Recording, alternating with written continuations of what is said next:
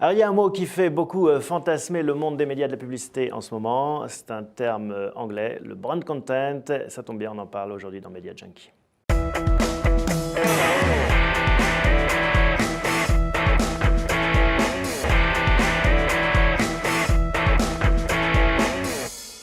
Un Media Junkie consacré au brand content. Pour en parler autour de la table, Catherine Crocos-Leroy. Bonjour Catherine. Bonjour. Alors vous travaillez chez Banijay, la nouvelle société de production lancée par Stéphane Courby qui a fait le succès d'Endemol. Vous êtes une ex-publicitaire et vous rejoignez le monde de la production en charge du new business dont le branded entertainment. À vos côtés, Thomas Clément. Bonjour Thomas. Bonjour Thomas. Blogueur, auteur bien connu des Tomcast sur Internet pour les internautes. Depuis 4 ans maintenant. Depuis 4 ans. Ancien de publiciste, de DDB, et vous créez votre société, à votre tour, votre agence, s'appelle NoSite. NoSite. On va en parler. Benoît de Florian, qui reste depuis 20 ans dans le monde de la publicité traditionnelle. Exactement, chez bonjour. Ogilvy, vous êtes le patron d'Ogilvy France pour la partie publicitaire, 200 personnes. Et bien vous continuez à guider vos clients prestigieux, IBM, Ford, Nestlé, Vuitton, Cisco, pour n'en citer que quelques-uns, dans ce monde nouveau du branded entertainment ou brand content. Catherine, première question, c'est quoi pour vous la définition du brand content ? Eh bien, c'est un contenu qu'on qualifie d'hybride. En fait, c'est un contenu qui doit répondre à deux objectifs. Le premier, c'est être entertainant, c'est-à-dire divertissant en bon français, créer de l'audience. Ouais.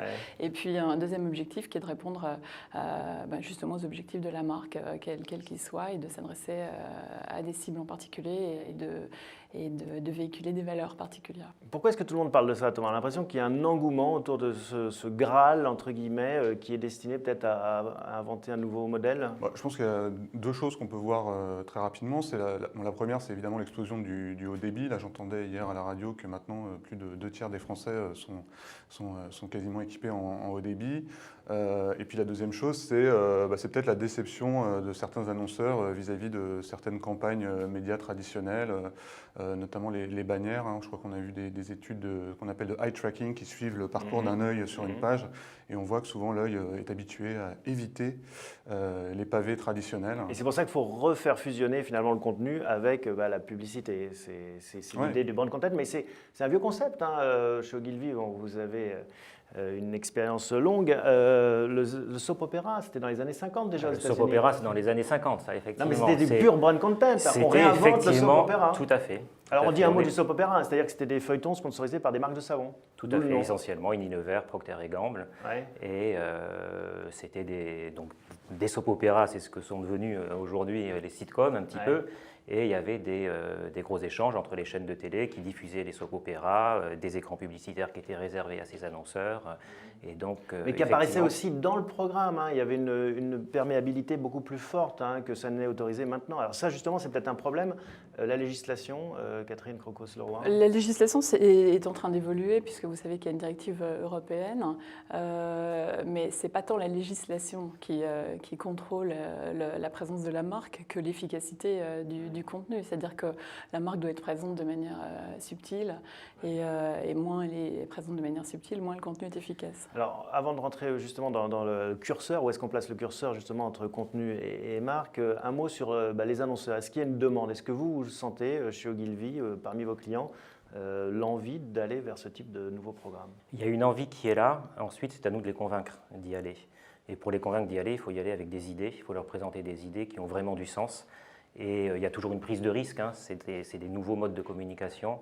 Donc il faut être suffisamment excitant avec ce qu'on va leur proposer, à la fois suffisamment rassurant sur les chiffres, et puis surtout arriver à leur dire que oui, c'est une nouvelle façon de créer une relation entre la marque et les consommateurs. Parce que beaucoup de gens parlent de ce thème, mais finalement, il n'y a pas beaucoup de réalisations encore en France. Thomas, on voit pas...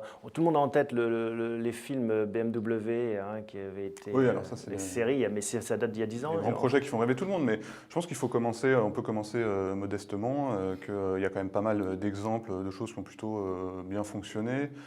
Je pense récemment, par exemple, à Always You Can Dance. En tout cas, moi, j'ai vu quelqu'un de Procter & Gamble qui avait l'air plutôt ravi de cette expérience et prêt à... C'était quoi alors? Il faut rappeler peut-être pour nos amis lecteurs Eh bien, qui n'ont pas vu. c'était une série, je crois, une sorte de télé-réalité autour de la danse, autour de Sheriff Aluna. Et puis, on envoyait justement un certain nombre de candidats après à New York qui ont suivi leurs aventures pour devenir danseurs. Et je pense que la cible que souhaitait toucher Always a été plutôt intéressée par le programme.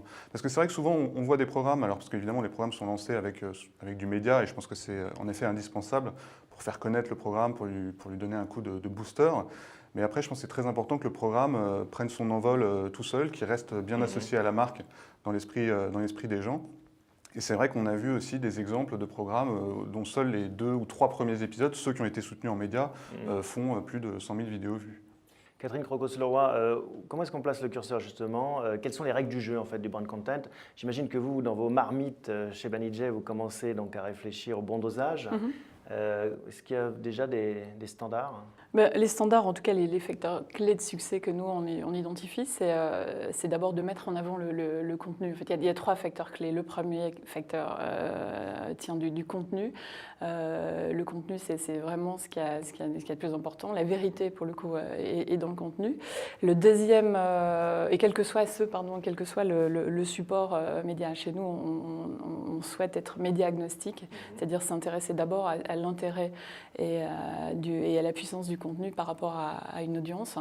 Le deuxième critère, c'est l'entertainment, puisqu'on considère que l'entertainment est un formidable levier pour les marques en particulier, pour parler de manière efficace de sujets assez compliqués qui relèvent de la nutrition, qui peuvent relever Alors ça, c'est intéressant. Ça veut dire qu'en fait, c'est plus le côté divertissant que le côté informatif, par exemple. Vous ne pourrez pas imaginer un JT de la nutrition, par exemple? Bien sûr que oui, mais déjà de parler de nutrition sous forme de news, c'est déjà entertaining, exactement. Donc, et le troisième critère, pardon, c'est le critère que tu évoquais, qui est le critère de la médiatisation. C'est-à-dire qu'il faut, et comme dans le sponsoring footballistique, que si on met 100 sur un contenu, on puisse mettre 100 pour dire qu'on a mis 100 dans le contenu. Voilà. D'accord. Benoît Florian, ça va bouleverser un peu le jeu quand même, j'imagine, la donne.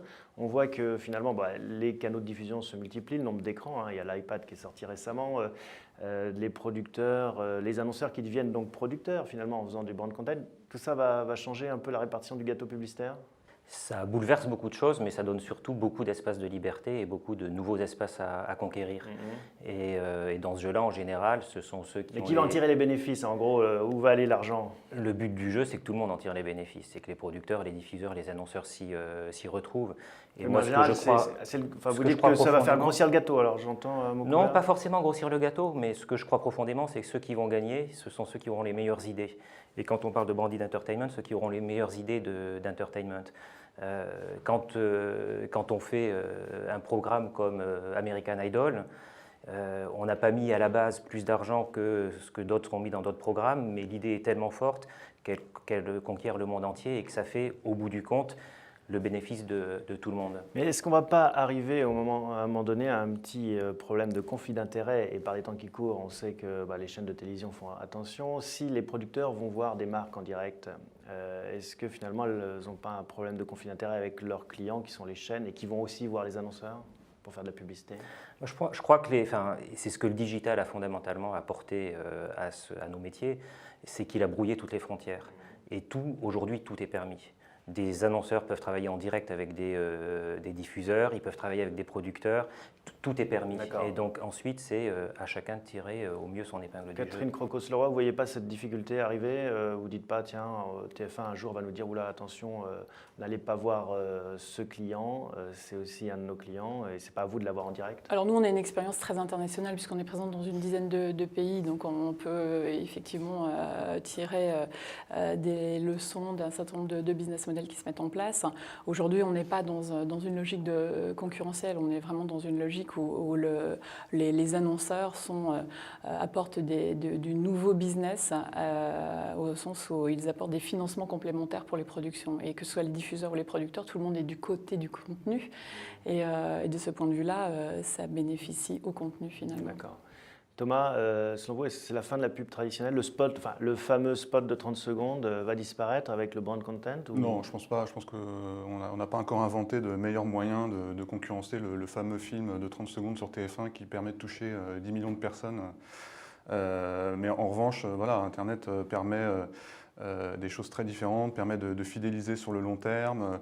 En fait, moi, ce que j'aime bien dire aussi, c'est que le complément, il apparaît, puisque grâce à ces campagnes, on peut remplir les creux, en fait, entre les pics médias, justement. Parce qu'un annonceur va avoir des grandes vagues médias, et souvent, entre ces vagues, eh ben, il ne se passe rien. L'audience retombe à zéro sur le web, souvent quand c'est pour promouvoir des sites internet. Et grâce au broad content, grâce à des actions intelligentes sur les médias sociaux, on peut justement rendre ça plus linéaire et remplir surtout ces fameux creux dans lesquels il ne se passe rien. Pour finir, j'aimerais qu'on prenne un exemple concret, parce qu'on en a beaucoup parlé de façon théorique. Est-ce que vous avez des choses concrètes qui soit mijotent, soit dont vous pouvez nous parler à l'international pour Banijay ou même chez Ogilvy? On a des choses qui mijotent, mais justement, comme ça mijote, on ne peut pas en parler avec Catherine. Quel genre, on peut dire quel genre de secteur C'est typiquement du branded entertainment qui aura on va dire une qualité broadcast, mais qui va se diffuser sur le web essentiellement. D'accord. Qui aura un format broadcast. Catherine? Non, nous on aime bien une innovation qui vient de se produire en Allemagne avec un de nos formats qui s'appelle en France Qui peut battre, et en l'occurrence c'est un jeu de défis et un des défis, une des épreuves était faite avec M&M's, donc c'est vraiment l'intégration parfaite de la marque dans le contenu. Eh bien, merci à tous les trois pour ces éclairages. Bientôt sur un écran près de chez vous, le brand content. À bientôt. Merci beaucoup. Merci.